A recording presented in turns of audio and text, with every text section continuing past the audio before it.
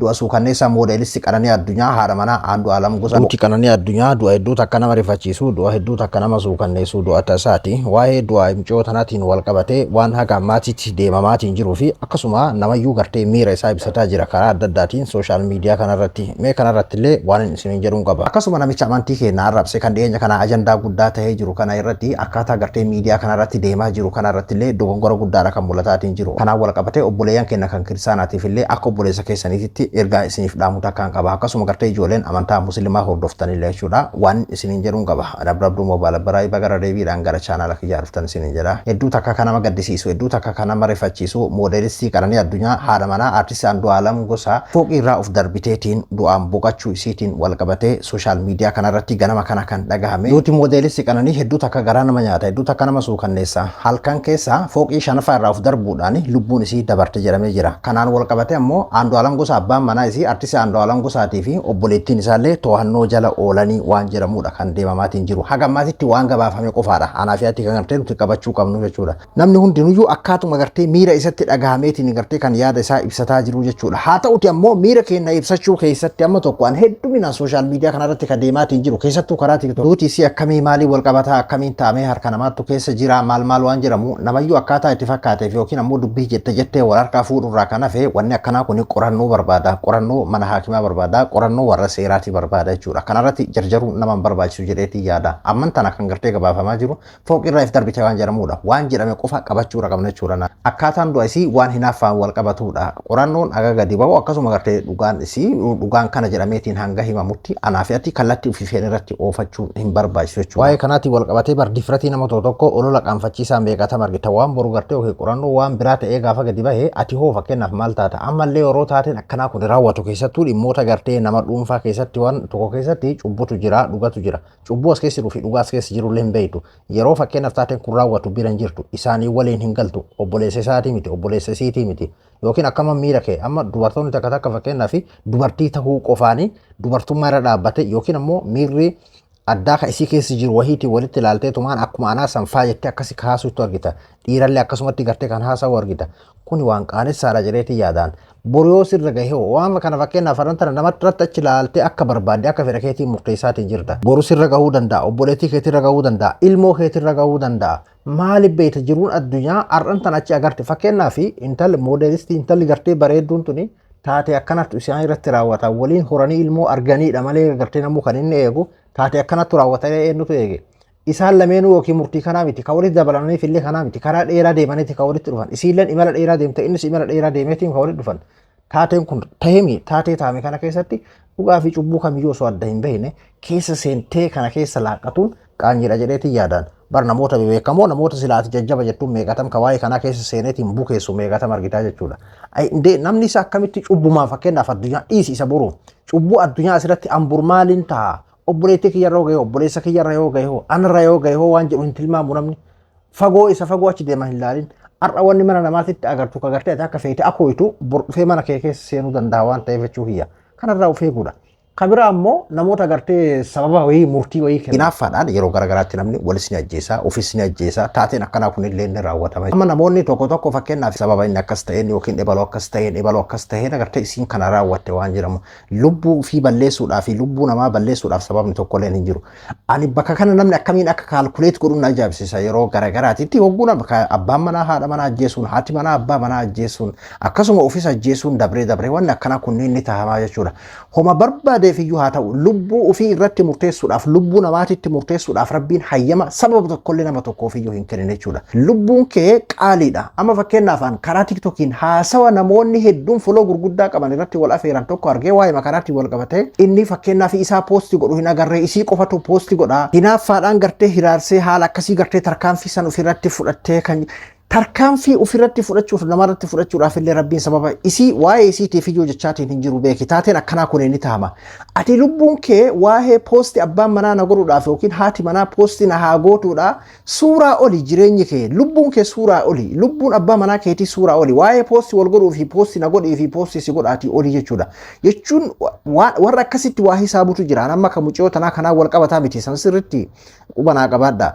Waa'een isii qorannoo barbaadaa akkasuma gartee akkaatuma ibsama wal dura duubaan ibsama duuti mucoo tanaa akkaatuma gartee taa'ameen wal falmii guddaadha uuma jechuudha. Namoonni taatee du'a keessa illee harka naqatee namni keenya miidiyaa irratti keessattuu gartee karaa tiktookiin akkaataa isa keessattuu dubartoonni akka obboleessa keessan xiqqaa tokkootti waaniin isiniif dhaamu dura tokkoffaa yeroo gartee waa'ee rakkoo nama dhuunfaa taa'een akkanaa kun yookiin rakkoo du'aatiin rakkoon akkanaa kunniin taa'ame daftee harka itti naqattee maaliif dura tokkoffaa waa'ee rakkoo nama dhuunfaati yoo hinaaffaa taatellee yoo gartee isaa wal miidhu taatellee rakkoo nama dhuunfaati waan ta'eef qorannoodha barbaada dhugaan achi keessa jirtu ol bahuudha barbaada waan ta'eef daddaftee harka itti naqattee murtii kennuudhaatti daddaftee harka itti naqattee sababa waan tokkoo godhuudhaatti lubbuu namaati waan ta'eef jechuudha. Lubbuu namaa rabbiin akkuma yeroo gartee nama ati balleessite si gaafatu lubbuu kee yeroo itti balleessilee rabbiin si gaafata jechuudha. Kanaafuu atillee keessa seentee waa'ee sanii keessa cubbuu sanii keessatti qooda fudhachuu hin qabdu jechuudha.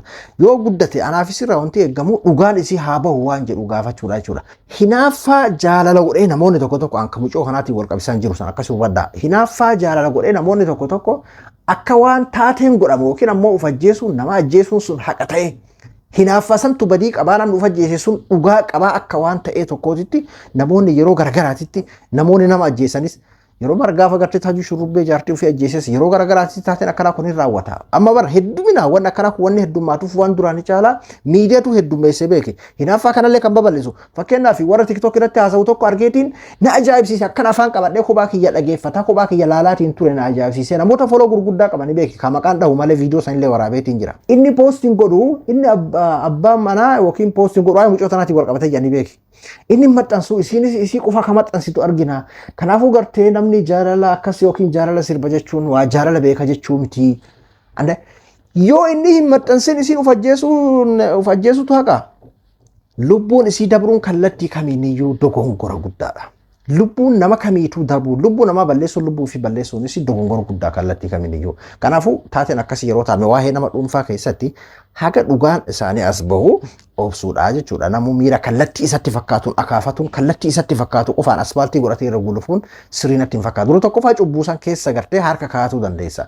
Kan gartee lubbuudhaan hafilleen kan dabrilleen cubbuun isaa si tuquu hin qabu waan ta'eef jechuudha. Akkas jedheetiin ilaala akka nama tokkootti jechuudha. Duuba waa'ee du'aa qananii addunyaa irratti haga ammaatitti wanti jedhame halkan fooq irraa if darbitee lubbuun isii dabartee Andu'aalamii fi obboleettiin isaatillee to'annaa jala ooltee jirtidha. Haga ammaatitti gartee wanti jedhame kanaadha kamti qaqqabachuu qabnu isin jechuu barbaadeeti. Kan biraa waan gartee nama ajaa'ibsiisu mucoon gartee bareedduu tana gartee haadha manaa nama beekamaa kanatti illee kan siin isinis nama beekamtuudha moodeelistiidha fakkeenyaaf uffata aadaa adda addaa Oromoo kana beeksisuudhaan kan isiin beekamtu kilippiilee garaagaraa keessatti illee gartee hirmaachuudhaan kan isiin beekamtu artistii beekamaa kanattidha kan isiin hirmte kokkoflaati viidiyoo kan isiin waraabdu mana amantaa keessaa yeroo akkas waraabdu faadha gartee viidiyoon isii kan mul'isu akkasuma gartee sirba abbaa manaa isii kanatti illee yeroo gammadaa sirba kana waliin illee gartee yeroo akkasii riyaaktii gootuudha kan mul'atu garuu nama hundaa isaatu nama gartee miidiyaa kanarratti viidiyoolee bareedaa akkas tolfatee yookiin ammoo dubartii meekaappii tolfattee dhiira akkas uffatee bareedeetiin akkas wal waraabuu fi uf waraabuu kan asirratti wal dhungatu kan asirratti akka adda addaa wal godhu kan asirratti gartee wal hammatee deemu kana hunda isaa bira baagiraawundii isaa maal akka ta'e hin beektu jechuudha. Namoota hedduutu jira kan lafarratti gartee jireenya bareedaa jiraataatiin jiran kan ammoo jireenya miidiyaa kanarraa kan hawwan keessattuu dubartoonni jechuun uumamaa waan akka isaan qaban waan ta'eef jechuudha. Hunda mana namaatu osoo gartaan kokka'amee kan laalamuu taate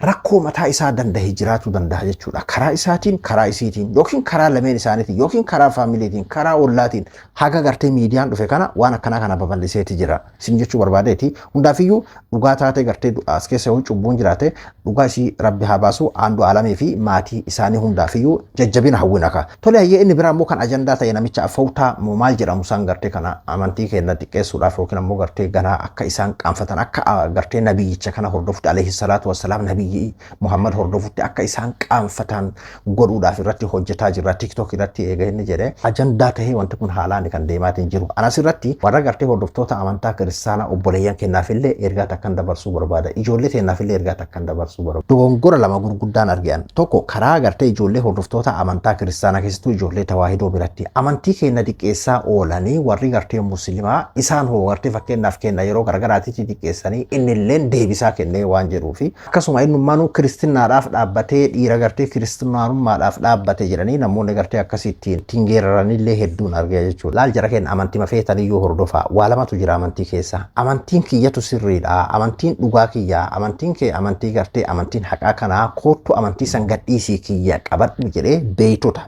qofaa fi kun gartee kan hayyamamu kaleellee ni jira, arras ni jira, borus ni jiraata jechuudha. Namoota amma taatee amma taa'ame kan arrabsoo namicha kanaatii fi kanaan kan wal qabsiisanillee hedduu ani argee fi namni hundinuu amantiin isaa yeroo tuqame qalbiin isaatu isa hin dandeessu, sammuun isaatu isa keessummeessuu hin dandeessu. In aara miira keessa galaa jechuudha. Beeytotaaf dhiisi. Beekaan gartee beekumsa isaa qabateeti lakki akkasii biti jedhee beekumsaan dura dhaabbatee falmuudha. Kuni amantii nama hundaa keessatti jechuudha. Garuu ammoo waan beeytonni godhan kana laaltee osoo gartee waan kanarraa hubannoo hin qabne fuula takka yookiin calmattee online irra yeroo har'aan tanaa waan online irra hin jirre jiru online irraa fuula takkaa fi lama qofa akkas dubbiftee isa kanaan falmii seenuudhaaf yookiin amantii namaa arrabsuudhaatti yoo kan seentu taate suni amantii keellee miite jedhama.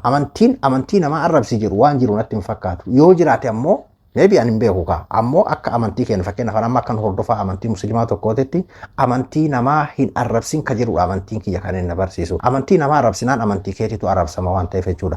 Akkasuma hordoftoonni amantaa kiristaanaa hedduun isaanii ammoo haa galatoomanii namicha kana akkaatuma gartee musliimoonni itti duulaatiin jiran amantii namaa diqqeessuudhaaf amantii namaa xureessuudhaaf fi amantii keenya bakka hin buutu ka jedhu kanaadha wanni barbaachisu. Warri akka amantii kanaatitti as yaamuu fakkeessanii amantii namaa diqqeessitanillee jechuudha. Amantii nama sanii arrabsaatiin gara amantii keetitti as yaamuu osoo hin taane amantii keetitti as yaamuudhaaf dirqama amantii namaa san diqqeessuu yookiin ammoo arrabsuudhaanii miti.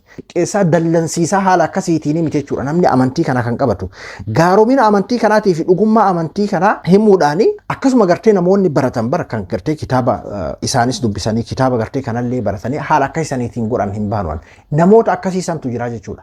Taateen akkasii sunilleen sirrii jedheetiin hin yaadu. Ammoo warri gartee amantii kiristaanaa hordoftan kallattii kamiiniyyuu namni amantii kee hordofu tokko as bahee amantii namaa arrabse taanaan yoo si miidhe malee yoo amantii kee miidhe malee kallattii kamiinuu amantii kee sin fayyadu. Amma namoota hedduu argine kan inni gartee guuza achirratti waammatee TikTok irratti waliin taa'eetiin haala akkasiisaniin gartee waliin ajandaa kana oofan. Inni yookiin dhimma dhuunfaa isaa gartee beekamtii foloo barbaada ammayyuu foloon isaa dabalaa jira maqaa argatee jira namni tokko kan isan beeyin anuu isan beeku fakkeenyaaf sababa kanaatiin namni hundinuyyuu isa baree namni kun yeroo garagaraatitti viidiyoo isaa kan namni sheer godhuun arga malee takka akaawuntiin isaa kana sani jedheetiin hin beeku ammoo yeroo dheeraa akka inni gartee amantii arrabsoo amantii kanarratti akka inni bobba'e argaatiin ture amman tana gartee beekamtii maqaa argateeti jira jechuudha. Kaayoo isaa san milkeessuudha yoo inni beekamuudhaaf jedhamillee yoo gartee kaayoon siyaasaa namoota gartee garee siyaasaa wahii duuba jiraate jechuudha. Amman tana keessattuu ajandaan akkanaa kun bal'inaan akka deemaatiin jiru. Akka ragaatitti illee qabannee viidiyoo hedduu dhiyeessuu dandeenya beeki. Babal'ifnee ammallee kabiraa feemasii hin goonu jenneeti dhiisaa jirra malee. Warri gara amantiititti wal waamuudhaan fedhaani beekisuun iyyuu arrabsoodhaan gartee wal xiqqeessuudhaan maal jechuudhaan miti. Yeroo waa'een amantii ka'u namoota beekan kan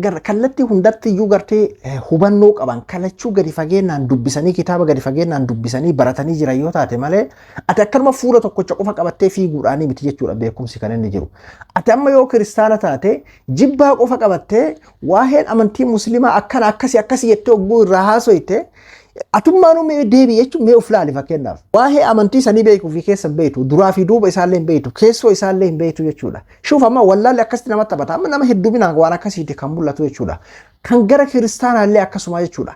Yoo dubbiftee hubannoo qabaatte malee amantii san kitaaba isaa san guututti gadi fageenyaan dubbiftee hojjette malee peejii cinaa tokko fuula cinaa tokko dubbistee cinaa tokko sanuma qofa qabattee keessaa fiiguudhaan miti jechuudha. Ati jibbaadhaan haguugamtee qofa fiiguu osoo hin taane amantii san akkuma amantii kiyya kanan jaaladhutti innis jaalata waan jedhu hubannoo keessa galchitee kabaja walii kaa'uun qooda walii kaa'uun lafarratti jibbaan hedduun akka jiru ni beekna. Qabattee miidiyaa irratti bahuun amantii keetillee diqqeessuudha. Akkasuma gartee qoqqoodamiisaa fi wal jibbaa yoo uume malee hiika biraa hin qabaatu waan ta'eef waan akka isaanirraa of eeggachuu qabdan jechuudha. Keessattuu gartee namni akka Oromoodhaa kan gartee amantii garaagaraa hordofuu sabni bal'aan kun duraaniyyuu diinni gartee akkaataa isatti qoqqoodu akkaataa gartee isatti addaan facaasuu fi akkaataa itti gartee inni ajandaa isaatis ajandaa isaa gaariif hamaa isaatillee ajjecha isarratti raawwataa jirullee akka inni dagatee tana qabateetiin tana akaafu waan hiika hin qabne waan injifannoo hin qabne waan gartee sirrii hin taane kanarratti akka yeroo gubnu barbaada waan ta'eef san ilaalcha keessa galchuudhaan of eeggachuu qabnaa isin jechuu barbaade. Charab Abduu Moobaalaa biraa hanga qophii biraatti waliin deebinutti